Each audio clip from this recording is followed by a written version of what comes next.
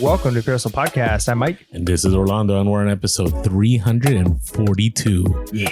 An update episode. Yeah, we love our update episodes. Our update episodes, for those of you who may be new to Resell Podcast, it's our opportunity to kind of share what's going on in our life personally as resellers, what's going on in the reselling world at large, give some sweet, spicy BOLOs, so things that you should be looking out for that sell for a lot of money on eBay, Amazon, Facebook Marketplace, any marketplace that you can be selling things, and then kind of look forward into the next couple of weeks of reselling. So so today we're going to be catching up and kind of going over some things. So how's it going, Orlando?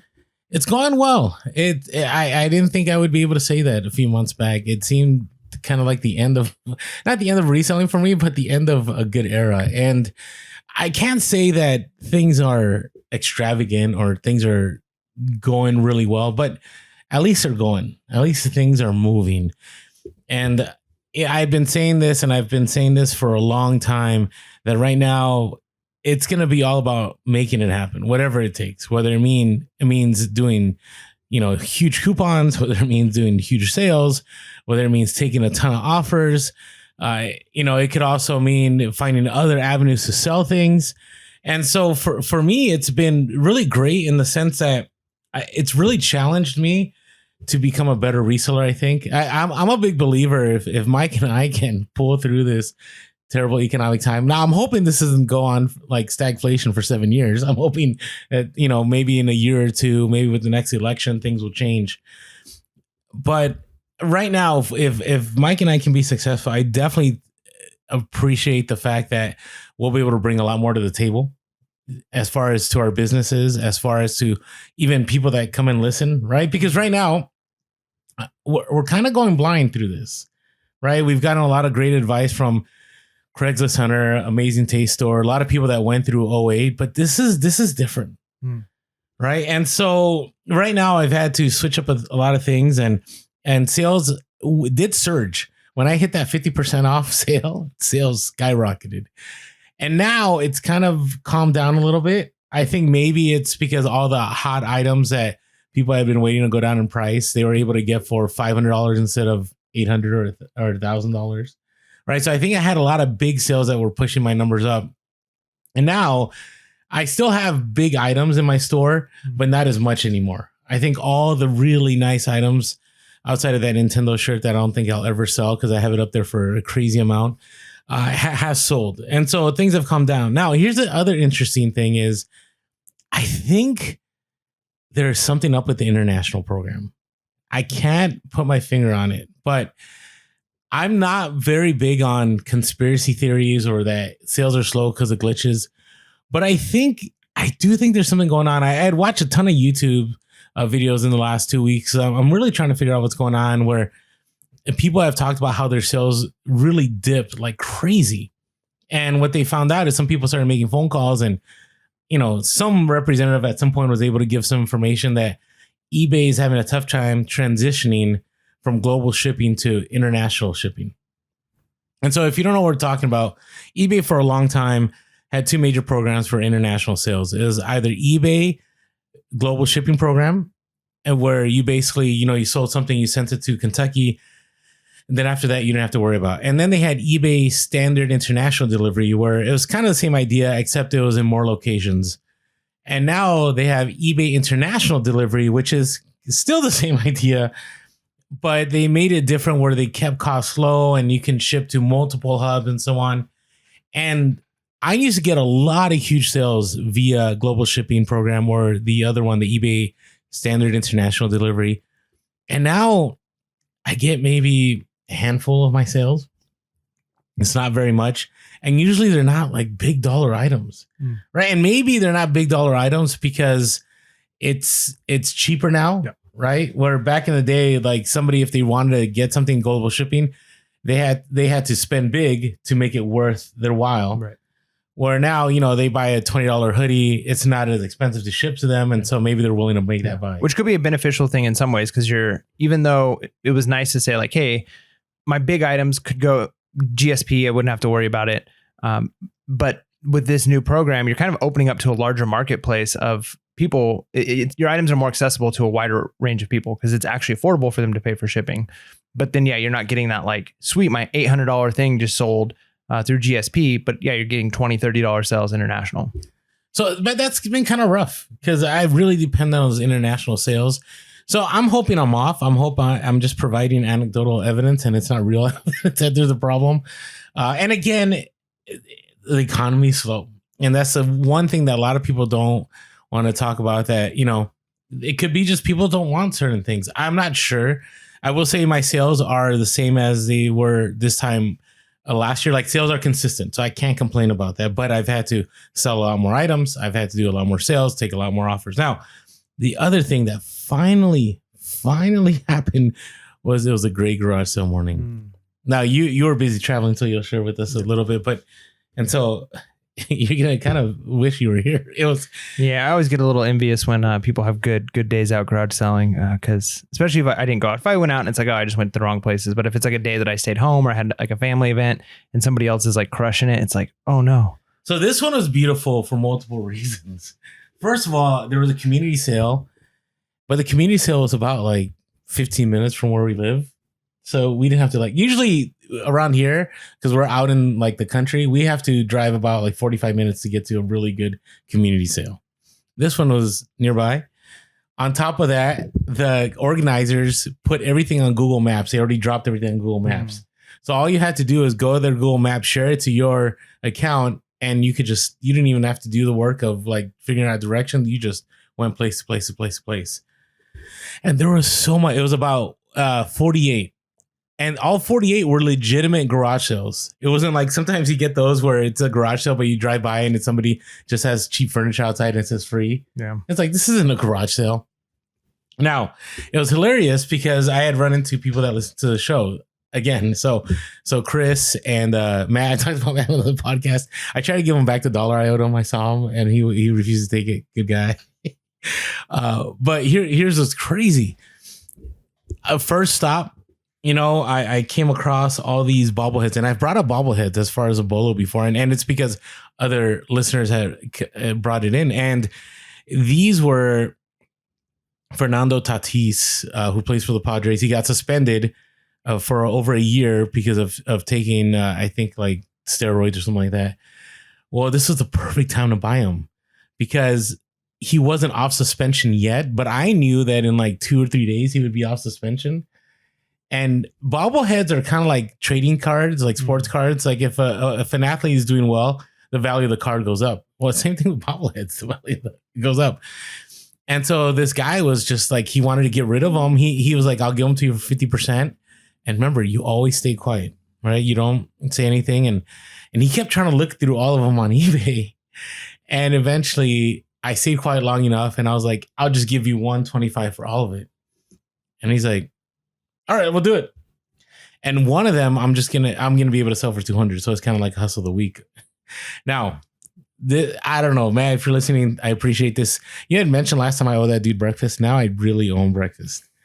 So I'm at this garage sale, and you know, we're talking. He's showing me all the stuff he picked up. He's like, "Hey, by the way, you should check out the toners that they have at this garage sale." So he left them behind. I go over, and there's about 40 to 50 toners there.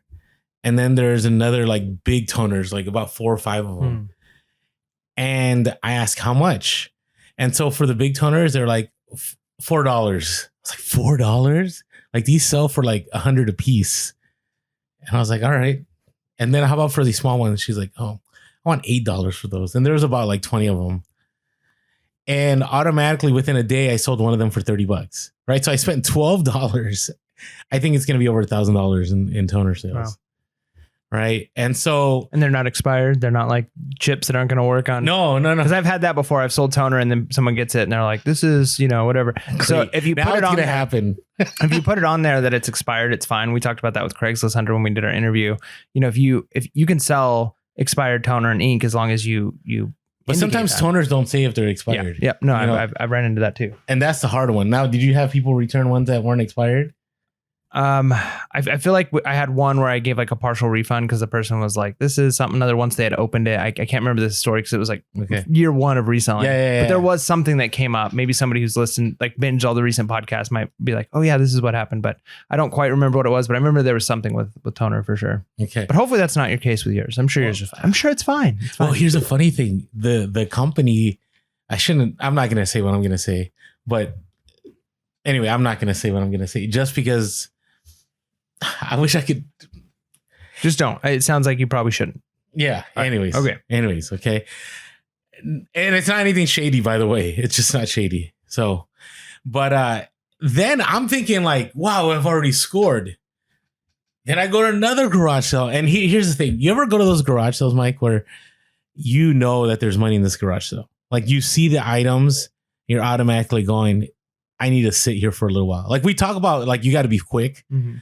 This one, I was like, I'm going to sit here, right? Because what I did is initially I show up and there's a backpack that says the 6 cents and a mouse pad. So it's kind of like all this memorabilia from tied into movies. And then I see this home improvement poster. Yeah, and it's a pretty sweet poster.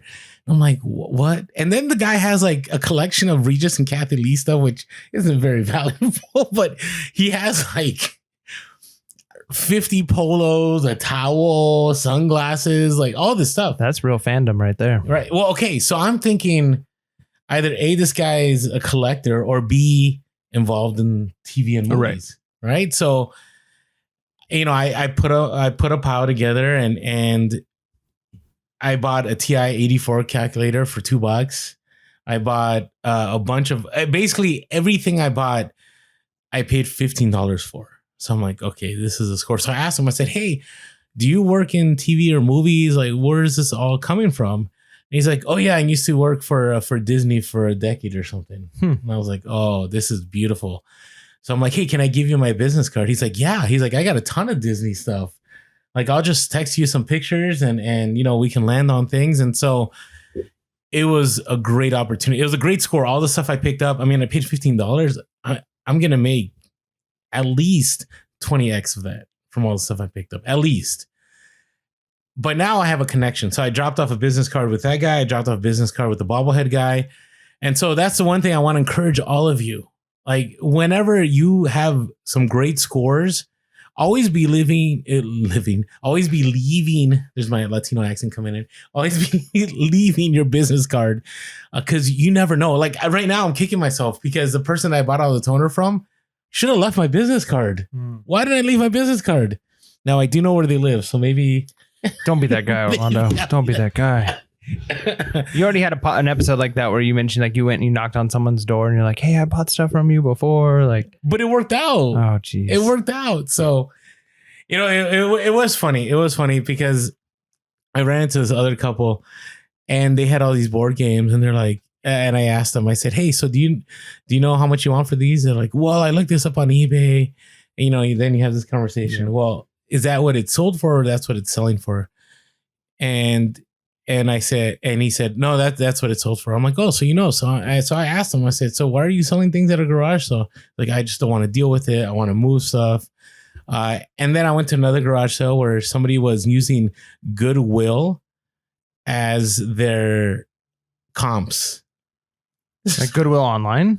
I don't know. I said, so they had these jerseys. Now I did buy a John Cena jersey, you know, you can't see me, jersey for $20. Okay. But, and I'm not a fan of John Cena, but it had all these jerseys. So I had all these jerseys and I said, how much do you want for these jerseys? And they said, oh, I want $40 a piece. Like $40 a piece. Wow. Okay. And so then I started parting out, which you shouldn't part out. You usually should bundle. And then I said, how much for this jersey? And they're like, oh, $20. How about for this jersey? $20. How about for this jersey? $20. That's weird. That was weird. And then eventually we couldn't land. So I just bought the John Cena. But I said, so where do you come up with your prices? You probably should sell this stuff on eBay. She's like, no, I base it on like, you can find these at Goodwill. I'm like, really? You can just go to any Goodwill? I got a little feisty. Yeah. I'm like, you can go to any Goodwill and just find these items? She's like, no, you got a point. But this is how much it would cost at Goodwill now. I mean, I understand. I guess I understand that concept of like, hey, garage sale prices, people don't know necessarily that thrift store prices have shot up as much as they have compared to what it used to be. It used to, I almost feel it'd be somewhat comparable. Like you could buy a pair of shoes for a couple bucks at a thrift store, you know, a couple bucks at a garage sale. It seemed pretty comparable. Now it's like you go into a garage or a thrift store and it's like they want $20-$30 for like just a random pair of, you know, Walmart shoes. Yeah. Sometimes. So a few people I ran into would say, well, you can't get any cheaper at Goodwill. Yeah. And I'm like, oh, here we go again. Goodwill now destroying garage sales. Don't do it, Goodwill. Well, it's too late already. So anyways, yeah, things are great garage sale. Spend about $200, probably going to make, I think, close to $1,500. Definitely happy. I'm hoping that'll be the case next few Saturdays. Yeah. All right. What about you? What's going on? Man, There's so a lot. loaded question. So thank you. I can't thank our listeners enough just for like the years of like listening to my story. I've had a lot of people like on our Discord talk about like that my story that I've gone through, even as being like an educator and like doing this part-time and the fifth wheel. Yeah, the fifth wheel, all those things. Like a lot of people for various things have been like, hey, we've done something similar or that's similar to. So it's kind of encouraging to know like we're not the only ones. But I think the average person, and maybe just resellers in general, like the average person hears what we do and it's kind of like bizarro. But like my life has been really weird. My wife and I made a lot of sacrifices over the last several years. We both were working full time. I was a teacher. She worked at like corporate America and money was fine. Things were fine. And we've kind of readjusted our life structure in order to have her be able to stay home. Reselling really helped with that. But what's kind of interesting is when we originally moved into the fifth wheel, our goal was be in the fifth wheel for 5 years or so that we could save up enough money to eventually leave the state. We knew we were kind of being priced out of California, at least to live the lifestyle we wanted to live. And, we had already just had our first kid and we were having our second kid. And so it was kind of like, okay, our path looks different than a lot of people. And so eventually we're going to move. And, it was weird when we first did it and we were kind of talking, we were running numbers. I'm a numbers guy and I like to look at numbers and pros and cons and like do all the math and budgets. And we've talked about that with different books that we've talked about in our level up reviews. And being a numbers guy, my wife and I, when we first were like, can you stay home? And it was like looking through like, okay, what's everything going to cost? Like you're on your insurance right now. You're going to have to shift over to my insurance. Okay. What's that going to cost to move you there? Okay. It's going to be like an extra $900 a month. Okay. Gosh. Okay. So you add that to your budget and all the different things. And everything was like tight. And it was like, okay, we're going to need eBay to make X amount every month in order for you to stay home. And so we had this like goal. And so for a few months, I remember that we were pushing really hard in order to make it and we were doing it. And then I got a different teaching job, which paid significantly more, free insurance. And so all of a sudden what was like, we needed X amount from eBay was like, we actually don't need anything from eBay. Like we could make it without eBay now. And still be fine. I mean, of course we're living in a trailer and all of that. And right now, like 2020 happened. And so we weren't having to pay student loans and all of those things really helped. So we were kind of like, because money was easier for us, things were pretty easy. The desire is not the right word. The need to really push it in resell wasn't quite there. So it was like reselling really did just become like something to do on the side to make some extra money. So we could do trips, so we could do this. And I know a lot of our listeners are there. That's what reselling is for you. But there's definitely a difference. And you know this in your own life when it's like, I need X amount in order to make it to the next month. And that little bit of fire underneath you really can push you to do crazy things. It can really you can do it. Like we've talked about that even with like the amount of time you spend. I think it was a 4-hour work week where like, if you tell yourself like, hey, I've got 2 weeks to do this, it's going to take 2 weeks to do it. If you tell yourself like, I've got to finish this before I go to bed tonight, a lot of times that kind of time pressure can force you to do it and you get it done. And it's like not hanging over your head. And reselling and needing to make a certain amount of money can kind of be that same thing. And so now that we're moving, and there's tons of benefits for us moving, but I was able to secure employment in Texas where we're moving to. Pretty quick too. Yeah, pretty quick. And so for those of you who don't know, I don't think I've said where exactly. And I was like, I don't think I need to keep it hidden, but we're moving to Central Texas to Waco. And so we're really excited about it. But I'm going to be taking a pretty significant pay cut at the school I'm going to be moving to. And I think the insurance is going to be significantly more than, I'm paying nothing now. It's free for my whole family. It's crazy good insurance.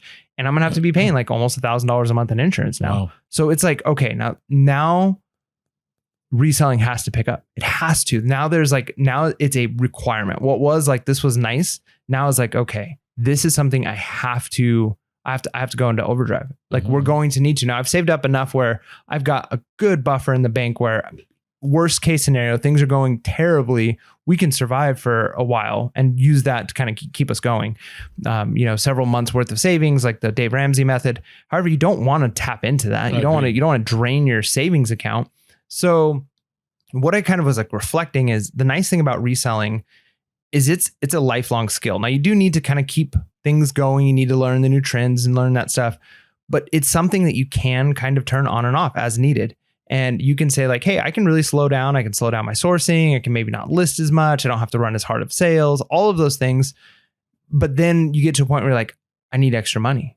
And I'm sure a lot of our listeners can relate to that where, hey, something happened. I'm going to need extra money to fix my car, do this.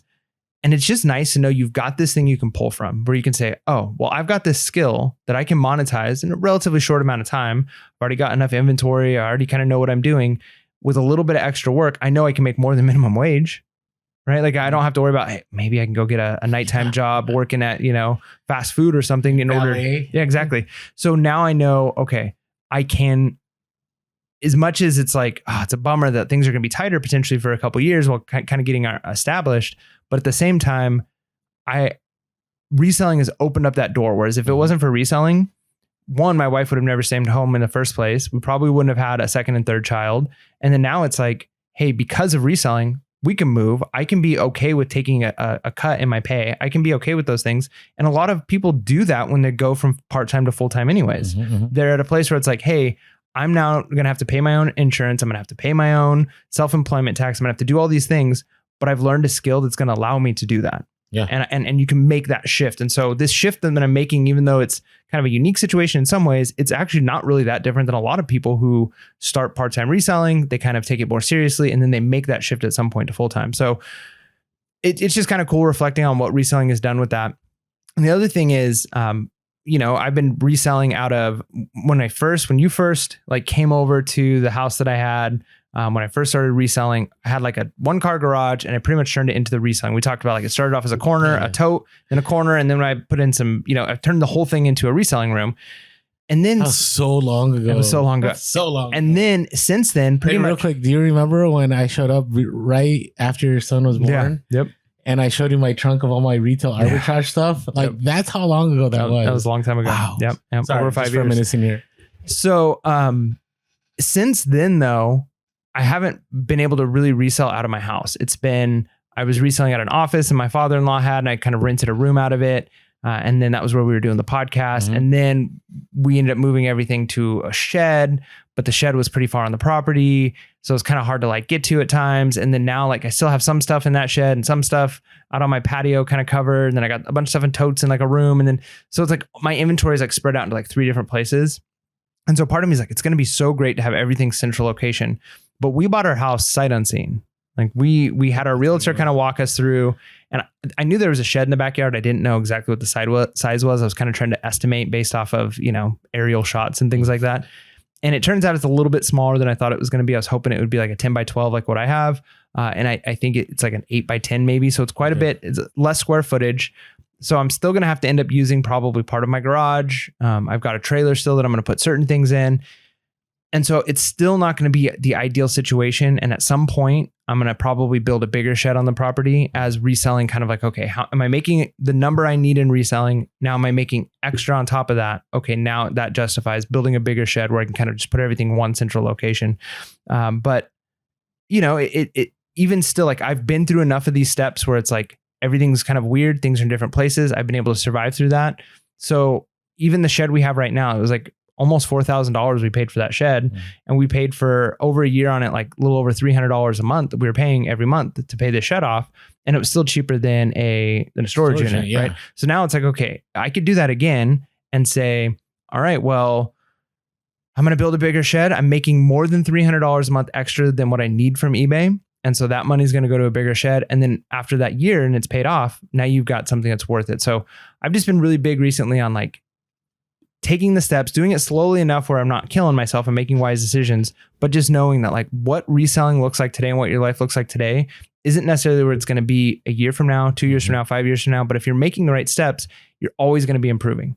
So wherever you're at today, you can kind of look at to say like, okay, sacrifices I'm making today is going to pay off 5 years from now. So it's exciting. It's scary. It's all of those things. But man, if it wasn't for reselling, this just wouldn't be an option at all. Well, it'll be interesting too, how you source out there.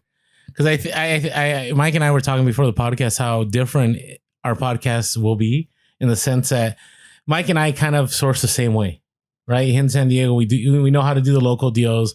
We know how to do the garage sales, right? We know what thrift stores to go to if we ever go to thrift stores. Like, we know that. Now you're going to be in a totally different place. So it's going to make for more interesting content, because I'm really interested in how you're going to be sourcing, what you're going to be finding. Cowboy boots and hats, y'all. Yeah. I mean, and you know, maybe you'll end up a bin guy. Who knows? Who knows? So, well, you know, I'm kind of sad. We still got some time. We got like, what, 7 more episodes? 7-8 more episodes before we make our shift to remote. But man, I've been really working with some stuff. It's going to be good. Our show quality, I think, is actually going to go up in some ways. So it's going to be sweet. All right, now, hey, before we get moving, you know, tax time just came and went. Wah, wah. Right now, for me, we still got till October here in California, well, at least where I live.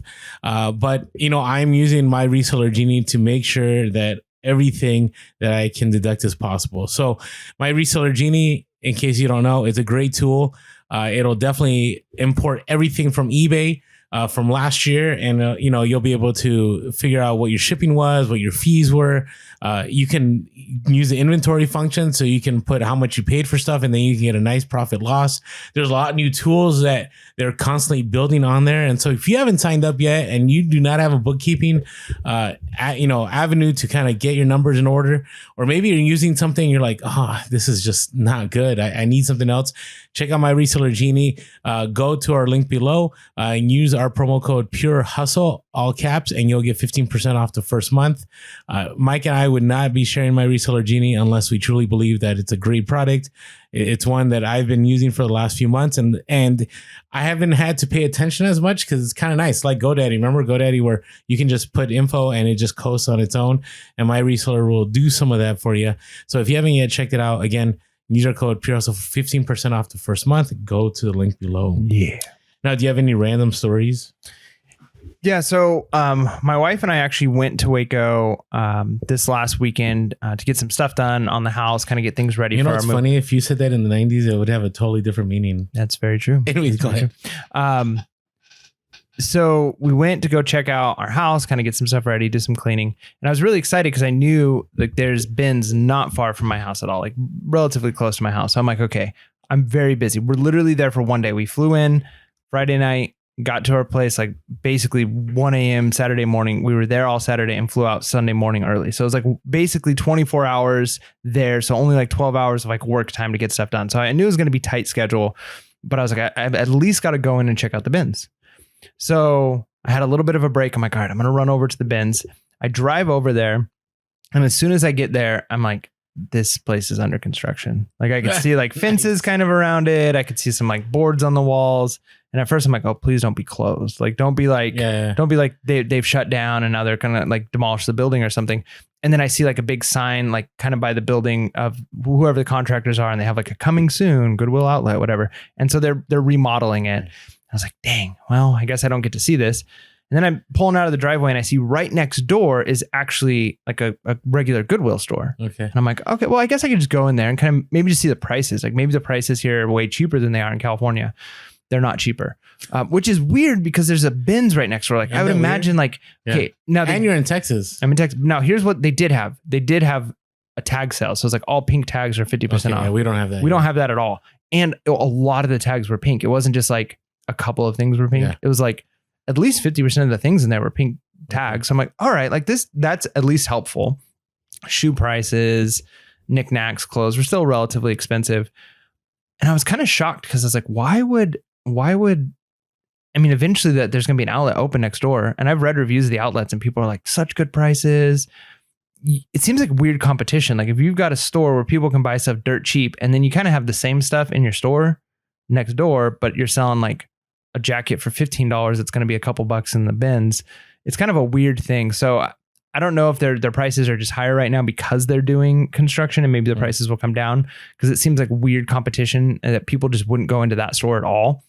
But as I was leaving, I actually left and then I was like, I've got to go in and ask. So I walked back in. I'm like, do you know when the bins are going to be like fixed, like ready to go? When's the construction going to be done? And they went and they asked their manager and the manager came out and said, I think it's going to be a few months. I haven't heard an exact update, but I think that's the estimate, which is kind of nice because it'll be a couple months until I'm there. So hopefully it's not too long before I get to go to the bins. But the nice thing is, I didn't get a chance to go to other thrift stores, but I found just kind of doing Google reviews that there are a lot of thrift stores in the area that it seems like are like more mom and pop shops that are relatively decent sized and decent price. So I still think that's going to be good. But while I was in the Goodwill, guess what I heard an advertisement for? Goodwill Online. Oh, we're going to talk about that today. Yeah, I figured we would, but it was kind of funny because like, it was like, do you want to shop Goodwill, but do it in your pajamas? And I'm like, is that any different than like what most people are doing right now anyways? Is Goodwill is like Walmart? Yeah, right. So, and then they're like, well, you can shop at home at Goodwill Online, blah, blah, blah, or whatever their name of their online thing is. Yeah, Goodwill Find. Goodwill Find. And so I was like, oh gosh, like they're even pushing people that are shopping in the store to go to their online thing. So it's kind of interesting, but yeah. So those are my random stories. What about you? I don't have anything big. I just had the whole idea of that the worst buyers are resellers reinforced. Yes. I've had so many returns in the last month. On eBay buyers that are resellers. Yeah, that are resellers because they know how the system works, right? So they get something, they don't like it, they'll just return it. Right. Or, I've even had some that are just, I don't understand, but like I have one that left me like a negative feedback and they never asked for a return. They never messaged me. They just left negative feedback. Maybe it's a way of getting at their competition. Yeah, well, maybe. I mean, it's removed, but I went to their store and they have a bunch of negative feedback for like stupid reasons, and they never like they basically are talking trash to the buyer that left them a negative feedback. You know how you can leave comments? Yep. And I'm just like, I just think there's some resellers that get it and understand that you don't. You don't want to take advantage of another reseller and understand that, it's probably good practice to, be kind and so on. And I also have, I've always said this, that there are some people that are resellers because they were just bad at life and they couldn't find a job. I know it sounds super judgmental, but they are. None of our listeners for sure. No, none of them. Right. They don't know. They don't have people skills. They don't know how to do anything, but reselling doesn't take a lot of that. But they're still terrible because they'll get negative feedback and try to make things, instead of trying to make things right with the buyer, they'll just, go off on the buyer like, hey, you bought on eBay and you know things are used, so you can't complain about the fact that something was broken. It's like, why would you put that on there? Like everyone's going to see that. No one's going to buy from you now. So anyways, it just reinforced it because again, new sellers, if you're a new seller, you might have the question like, oh, somebody wanted to buy this $100 item and they have zero feedback and I'm kind of scared. I'm telling you, I'll take a zero feedback buyer any day than somebody that has thousands of feedback. Yeah, I just will. Yeah, that's the number. Because even if they're not resellers, even if they're just professional buyers on eBay, if they're buying thousands of items on eBay consistently, yeah, they're going to be the nitpickers. They're going to be the ones that have just way too many opinions on everything. I even had that. I had a person ask a question about an item, and it was like, I put it in our Discord, like a super bizarre questions. And I was like, yeah, I'm not selling to this person. Tons of red flags. And yeah, look at their thing. And it didn't seem like they're resellers. They don't have selling feedback, but they have like, over 1,000 as the buyer. And I'm like, yeah, you've got nothing to do but sit at home and buy things online, and you're going to find problems. So judgmental. Yeah, well. but it's true. I have this guy that's been messaging me probably once a week, and he wants me to measure the soles of a certain pair of shoes at its widest and something else. The shoes are only selling for $17. I'm not going to go out there and go into the toe, take it out and measure it and send you a picture and then you not buy. It's not worth my time. Just not worth my time. Right. And so anyways, if you're new, if it's a zero feedback seller, you might be better off going down that road. So just leaving it there. Hey, before we move on, I do want to say, oh, what happened? I had something here. Oh, here it goes. You got something to share? Let's see it. I wanted to say thank you to American Bubble Boy for their coffee. This free gift from Joel. Just say thank you to the podcast. But if you haven't checked out their coffee, definitely check out their coffee. They have a lot of good stuff out there. If you're a new reseller and you have not found a great place to buy bolo wrap. American Bolo Boy is a place to go to. Just go through our link below because that helps us out. Gives us an affiliate link and it gets us, a little bit of kickback here if you're new and you're buying for the first time. And there's no promo code. There's no, discount because their prices are pretty good. There's not really many companies out there that can compete with American Bolo Boy. And plus the fact that they have free next day shipping. If you're nearby, free 2-day shipping. You can even do local pickup and they have a ton of other items. So check out American Bolo Boy. Yeah, we have a link below, right? That they can use. We do. We have a link below and you can get some coffee. This is a Utica coffee. You should try some of this and I'll take feedback. I'll take it and give the feedback. I'll let you know how good it is. I'm not a coffee. I'm a Diet Mountain Dew drinker, but Mike's a coffee guy. So thanks, Joel. All right, now also, as we were making this transition and making this move, right? All of you that have been supporting us on Patreon, it's really been helpful to us because we've had to take some time away. Well, Mike's had to take a lot of time away from reselling, to put the podcast together, to edit and so on. And I have to take time away, from my kids and everything. And so when you support our podcast financially, it definitely helps us to be able to step away. Spend the time to make good quality content. Our podcast is pretty organized because we take the time to research. And we are organic, but I spend a good amount of time trying to make sure I find topics and Mike finds topics that are relatable, that will definitely help others. So if you haven't yet and you want to help us out, go to patreon.com/PHP or go to the link below. For $5.55 a month, you get to help us out. And as part of that, you get to join us in the Discord, and it's a great place with all kinds of different resellers from full-time to part-time, from Amazon to eBay, from, those cook group kind of sellers. We do have some people that are dropping some retail bolos in there somewhat, which I'm kind of shocked about, but I am thankful for it. And a lot of experienced resellers there that have been great in helping people, figure out how to price items, how to ship items, how to deal with customers. So definitely check us out. And if you're looking for us on social media, we are Postal Podcast on all social media, except for Twitter. On Twitter, we are Postalcast. I brought back our blue check mark. Yeah. Because there may be a day the podcast is on Twitter. Well, then we should get the blue check mark then. That's why. We'll get it then. No, you're saying no. I just think there's going to be a lot more available for us. Yeah, at some point. Let us know in the comments. Should we? I'm not going to go Meta. I don't want to give any money to Meta for the blue check mark. But Twitter, they're expanding, they're growing. Yeah, I don't think it benefits us now. Bad business choice. Come on, Orlando. Hey, it's only $11. Okay. I'd rather get ChatGPT-4 or GPT-4 for the podcast than that. Then we could do some weird ChatGPT stuff for the podcast. There you go. All right. Hey, if you haven't given us a call yet, I want to leave us a hustle a week or a bolo. We haven't had that. Somebody should call and go bolo and then give us their bolo. Okay, 619-738-1170. That's 619-738-1170. You can always shoot us an email, purespodcast@gmail.com. And as always, if you're listening to a podcast and you never checked us out on YouTube, jump on over to YouTube. You may be missing on some episodes we drop, especially the Monday minisodes. Just subscribe, hit that like button. My goal is to be at 10K by the end of the year. It's going to open a lot of doors for us. And we are taking a lot longer to grow on YouTube. It's because so many people listen to the podcast. If we could just get everyone that listens to us on the podcast and just come on over and subscribe on YouTube, we'd be at 10K like instantly. Just hit the subscribe button, the bell notification. That'll be good to go. I mean, I think we'd be a lot higher. I don't know how high we'd be, but we'd be doing pretty well on YouTube. Man, help us out. Help us out. So, all right. And as always, iTunes reviews help us out. So if you have a chance, jumping over. I think we're at 700. Next episode, we'll take a look at some of the reviews. That's right. All right. Are you ready to talk about some important things here? Yeah.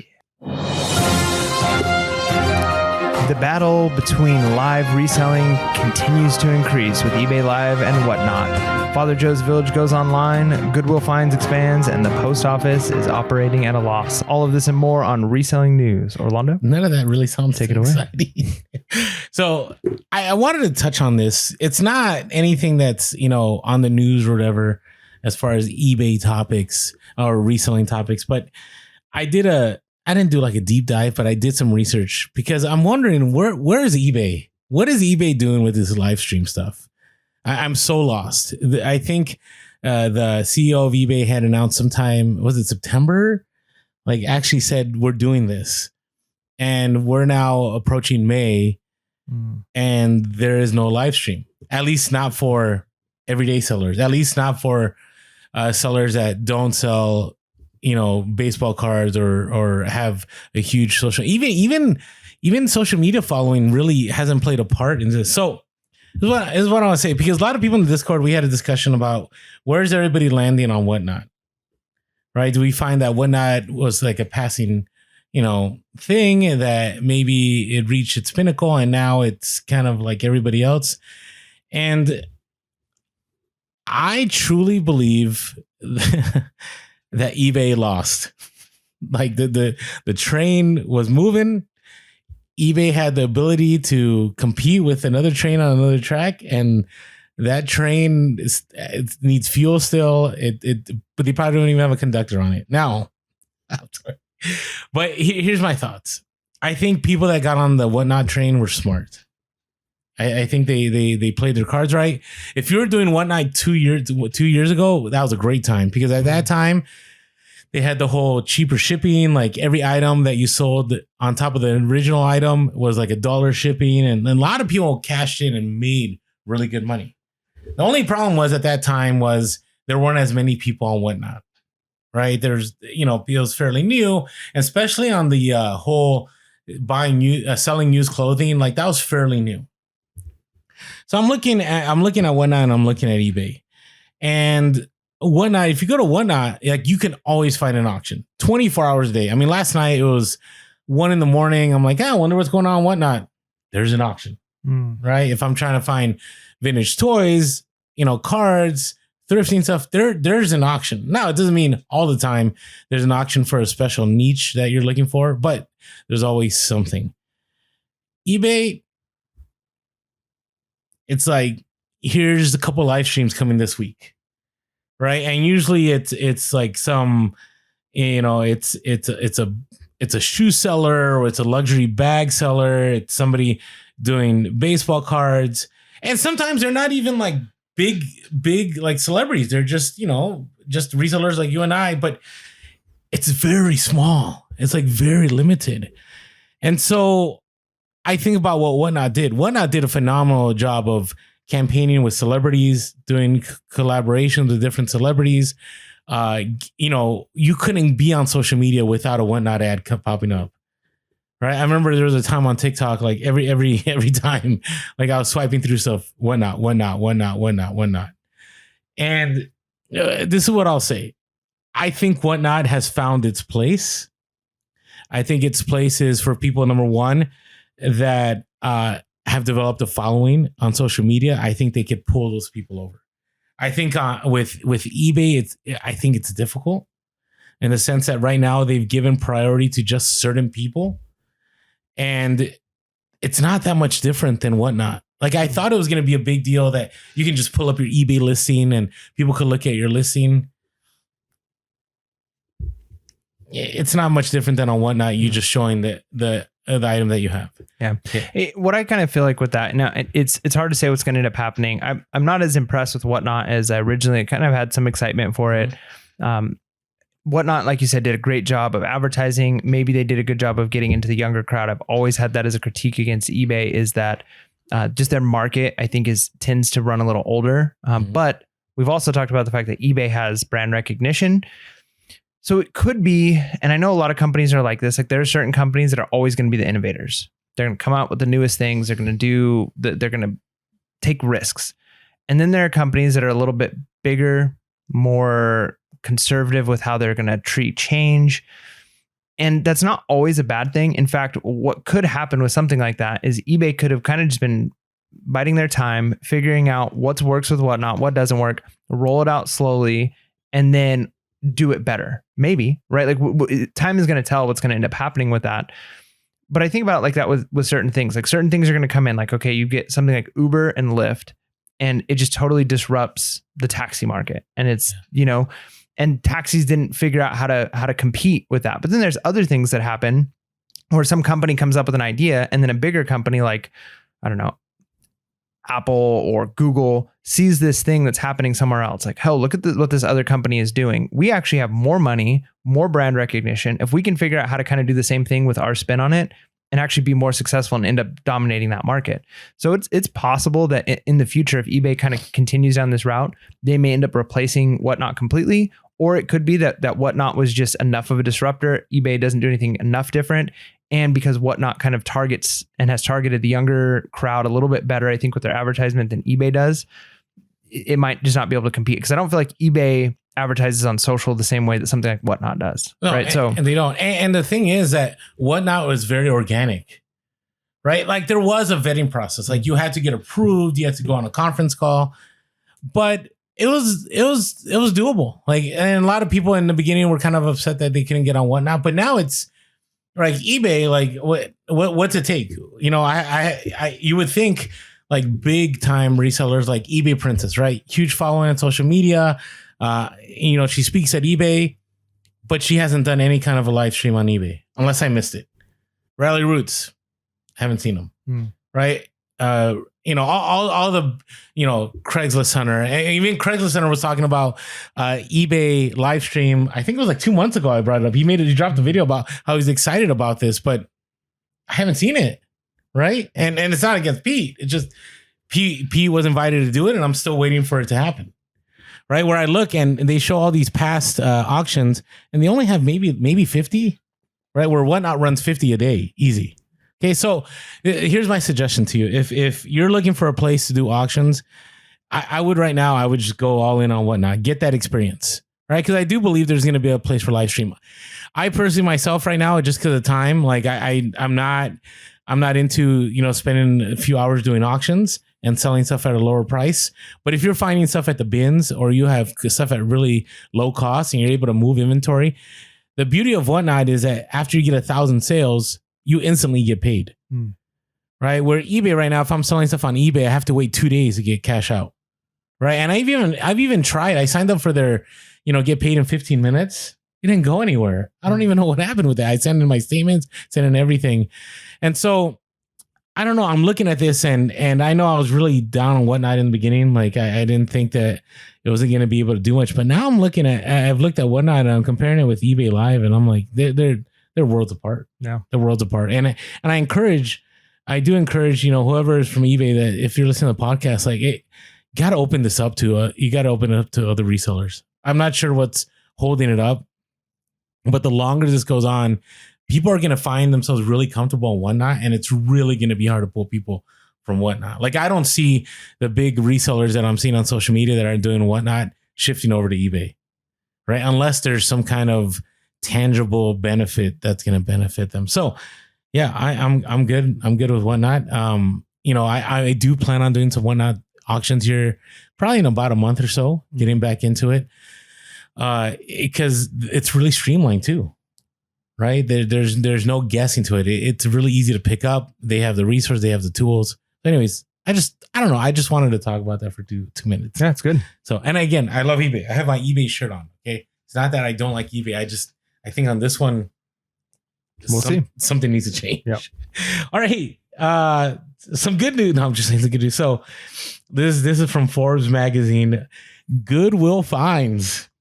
Wow. The online thrift store expands to meet strong demand for resale. So let me read a little bit here, and I want to hear your thoughts.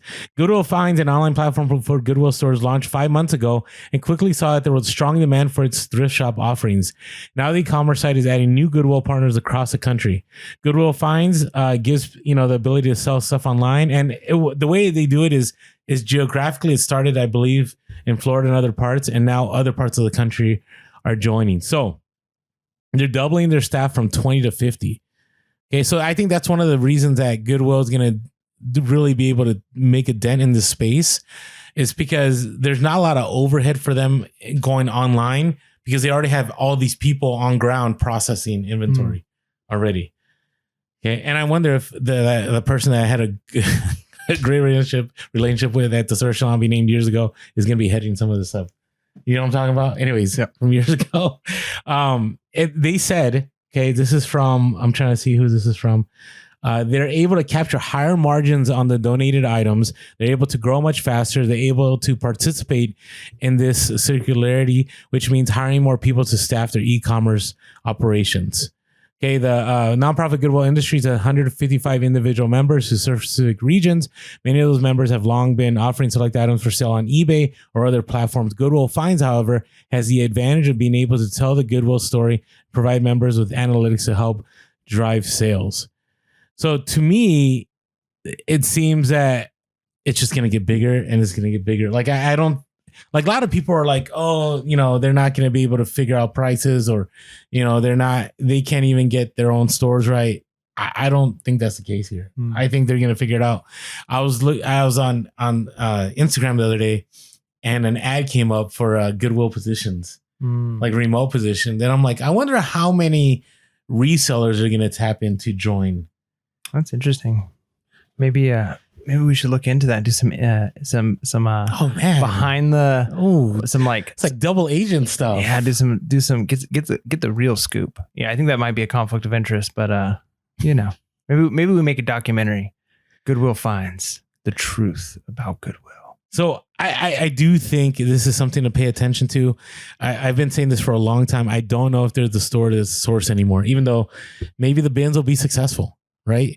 So right now, ride that train. If you have a Goodwill bins in your area and you're doing really well, keep going. Because there may be a time that if they sell too much, if they sell so much online, they may go, you know what? Why are we even doing the bins anymore? Why don't we just shift all of this to online?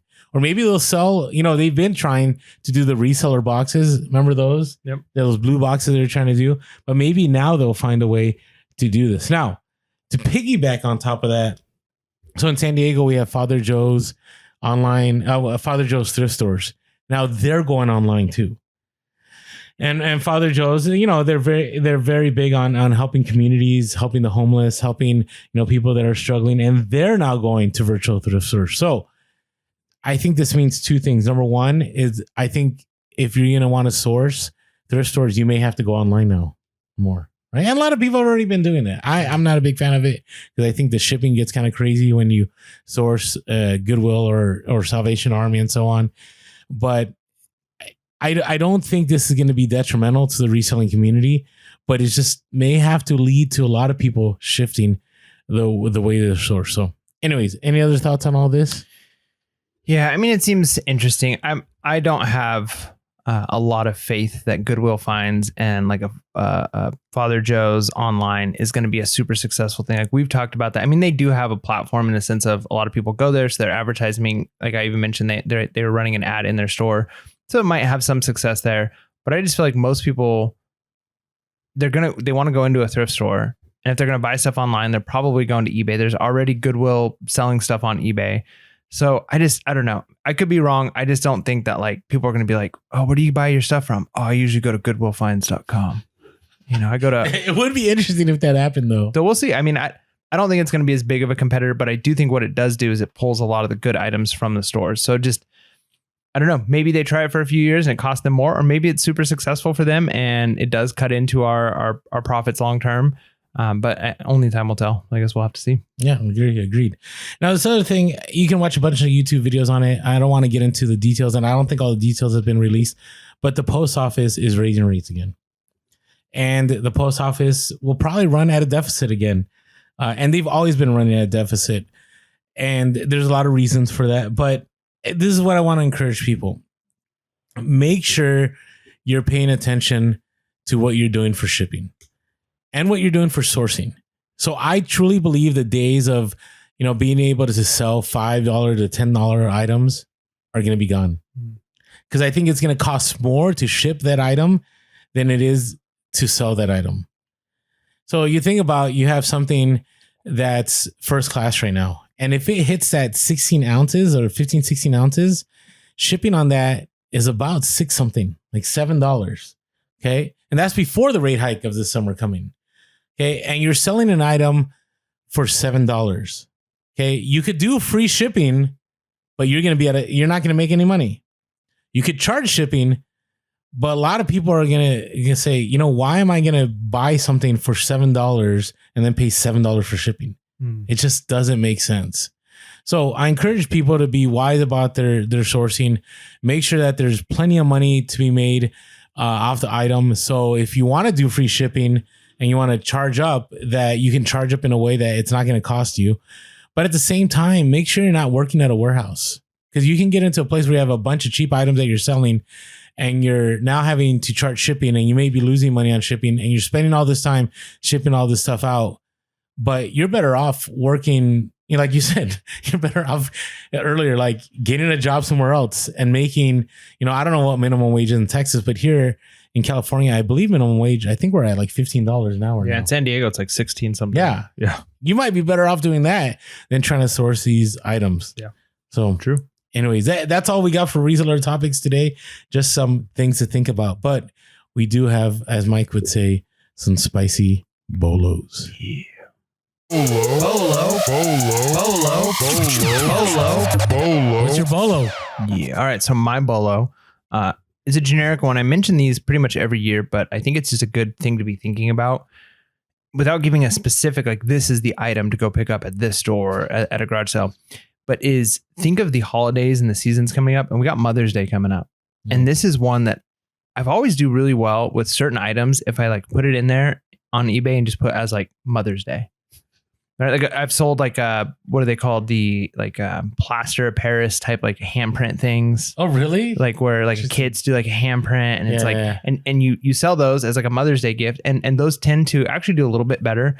But think of things like what sells well during Mother's Day, what sells well during Father's Day, what sells well during Easter, what sells, and don't forget the holidays, because after it passes, you're like, oh dang, like I could have been picking these things up. And even when you're out sourcing, maybe it's December, but if you see something like this might do well on Mother's Day. Yeah, last year I did really well on Top Gun stuff for Father's Day. Exactly. Interesting. Yeah, so you don't forget what could sell well there, and don't even be afraid to throw in the title. I would take it out afterwards, but as you get close to that, throw it in there, because sometimes people are like Mother's Day gifts, right? Like, yeah. and Mother's Day is one of those ones where people are, thinking they don't know what to get, and so they might type those things in. So maybe certain jewelry, certain things like that, perfumes you can't really do on eBay, but if they're new, you know what I mean. So there's different things that you can do. Just be thoughtful of what might do well around Mother's Day.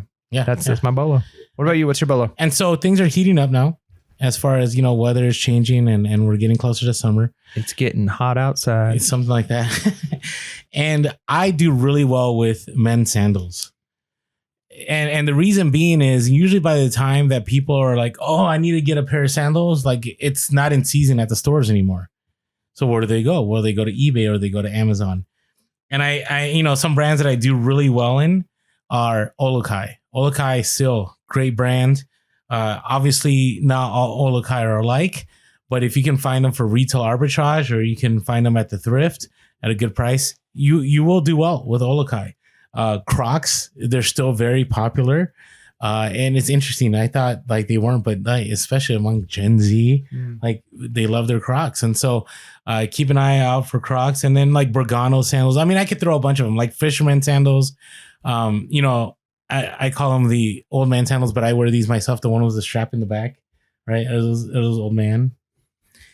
Yeah. My students used to make fun of me when I wore those, because I hate flip flops. Like I hate having to exert like energy to keep them on, So anyways, keep an eye out for quality men's sandals. I just threw out some brands. I think those are good brands. There may be other good brands. I don't know. Let us know in the comments if you know of any other good men's brand sandals. And Crocs are really getting popular with the younger crowd again. So you never know. Yeah, they really are. And again, collaboration ones do really well when it comes to Crocs. So keep an eye for those. All right. Hey, before we move on, we just talked about Whatnot. And we still have our awesome deal that you can get $15 credit by signing up via our link below. And, it doesn't mean you have to buy from our store. Just recently, people bought some toys, people bought some cards, and they use that $15 credit, maybe for themselves, maybe to source, to resell. But either way, if you haven't jumped on Whatnot yet, go to our link below, sign up, and what you'll be able to do is get that $15 credit, and you're going to be able to find some good stuff on Whatnot. Yeah. All right, Mike, you got a lot going on. So this is a loaded question. What are you looking forward to? So I've had, my son was in the hospital. We had buying a house. We had all the things over this last few, months. So garage sales, and it really wasn't super garage sale season. We're kind of just getting really into it. But I have missed quite a few of the weekends. And so even though I'm kind of coming towards the end of my time here in San Diego, So sad. I know. I'm looking forward to getting out a few more times. I think if I were to not go to a few more garage sale like weekends before I leave, I think I would be like, it would be a regret I'd have for the rest of my life. So I'm looking forward to doing a few more, even if I don't buy anything, just for the like nostalgia of what it's like to get up in the morning in San Diego, to know the neighborhoods, to go to some garage sales. Man, I'm gonna cry just thinking about it. So yeah, I'm excited. I'm gonna hit up some garage sales, and I've shifted my buying to just things that I know are going to be very, very profitable and easy to move. So I have a higher criteria now than I used to have. But yeah, that's what I'm looking forward to. What about you? I know it's going to sound same old, but this last Saturday was so good. I hope that this is the beginning of garage sale season, because usually by now we're like in the middle of it, but maybe people have started later because of all the rain that we had in San Diego. And I'm really looking forward to deals. I'm telling you, garage sale deals are just crazy. Like I spent $200 that day on stuff. If let's say I went to a thrift store, it would probably cost me $1,000 for all that stuff, right? And every dollar that you save is dollar that goes towards profit, right? Or allows you to buy more. So I'm looking forward to that. I'm looking forward to selling a lot of my inventory. There's a lot of stuff that has been selling because I've been doing that end item and then sell similar. Like for example, I recently sold some cologne. It's crazy that I sold this cologne, and I've had this cologne for 5 years. Okay, 5 years. That's a long time to hold on to something. Now, I paid I think like $5 for it, right? And I had it listed for $300 because that was the comps when I had it. And somebody offered me $100, and I took the $100. And it was, I was kind of shocked. I got a message from the buyer and they said, "Thank you for accepting my offer. This is a true dream for a perfume collector. Cheers." And I kind of wanted to send back, like, you could have had this 5 years ago. You could have had it 4 years ago. If truly was a dream, I'm sure somebody else would have bought it. But instead, I just said, "I'm so glad it's going to a good home. Thanks for letting me know. Thank you for letting me know. I appreciate your business." And I'm just glad to see it go. $100. I spent whatever, the 5 something. I thought I could sell it for 300, but I'm just glad to let it go. I've had so much older inventory just moving with that end item sell similar with the sales. And I'm at a place where I'd be happy if I had only 2,000 items in my store and I was selling 2,000 items every 90 days. Like that would be beautiful. So I'm hoping to get there. I'm looking forward to getting there. I still get the crazy lowball. I get stupid people that will offer me $5 on a hat with free shipping. I'm not selling that. Like, why would I do that? But will I sell something that I paid $5 for 100 instead of 200? All day long. So, hey, hope everyone is doing well. Hopefully, this update episode got you thinking about ways to change your business, ways to improve, or just are you not entertained?